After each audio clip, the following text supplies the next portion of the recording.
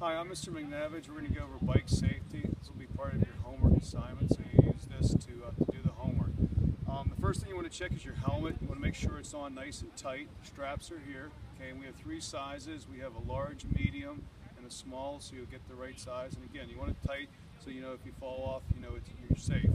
The next thing we're going to do is check your ear on your tires. Okay, your eyes, what you do is squeeze this right here and make sure it's firm. Okay, if you see any abrasions on it too, you want to tell me and we'll replace the tire. Also, you want to make sure your wheel's true, that it's moving straight. If it's wobbling, the rim is bent, so see me and we'll take the tire off and put a new tire on. The next thing you want to check is your brakes. The brakes are right here. This is the right controls the rear, and the left side controls the front.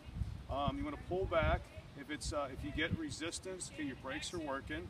If your brake handles are coming all the way to the pad, then they need to be adjusted. See me and we'll get those adjusted. This is a disc brake here, and the other brakes are rim brakes right here that would be here. Okay, so those are the two kind of brakes. Crank and chain. This is your crank.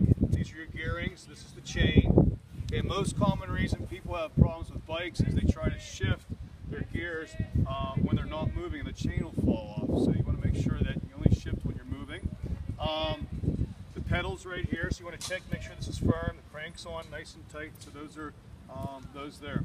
Three quick releases. You have one on your tire right here. You want to make sure that this, okay, you can see mine's really cranked in tight. Okay, if it's tight, the tire's never going to fall off. Okay, if this is out here like loose like this, your tire can fall off. So you want to make sure that this is nice and tight. You have one on the back, and the ones on the seats, school bikes have one on the seats right here. You adjust your seat height. What you want to do is loosen this up, lift your seat up. Okay, your pedal should be straight down, and then the side of your bike, pull the seat all the way up to about where your groin is, okay, and your leg will be straight there. That's a good seat. That's a good seat height. If your seat's too small, you'll be like this. You won't generate any power. Okay, so that's a good seat height.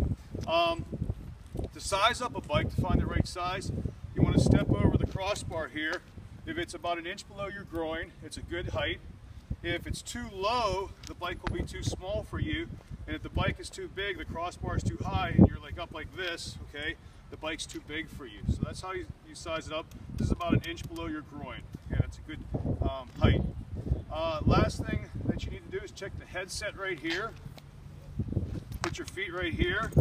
Make sure that your handlebars are not moving. Okay, if your handlebars move, your headset's loose, and come and see me and we'll get that adjusted. Okay, so quickly, tires, squeeze them, check the brakes, check your chain, crank, quick releases, good seat height, okay.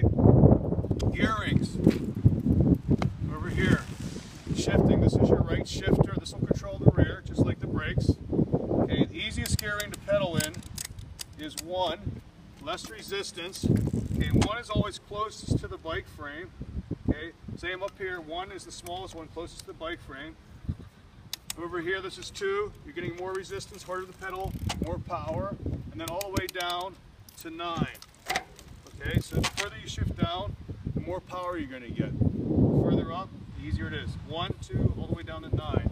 You want to go with feel. Okay, you don't want to be staring at your shifters all the time. Sort of feel it out like we did in class last time. Over here, the left side, some of you have them, some of you don't. This is gearing 3. This would be for like on roads and gravel trail.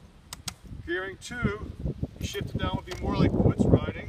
And gearing 1, closest to the bike frame, okay, it's going to be closest for climbing like hills and things like that. So those are the gearings. Again, 1 down to 9, and then 1 up to 3. And those are the gearings. So that's your basics on bikes.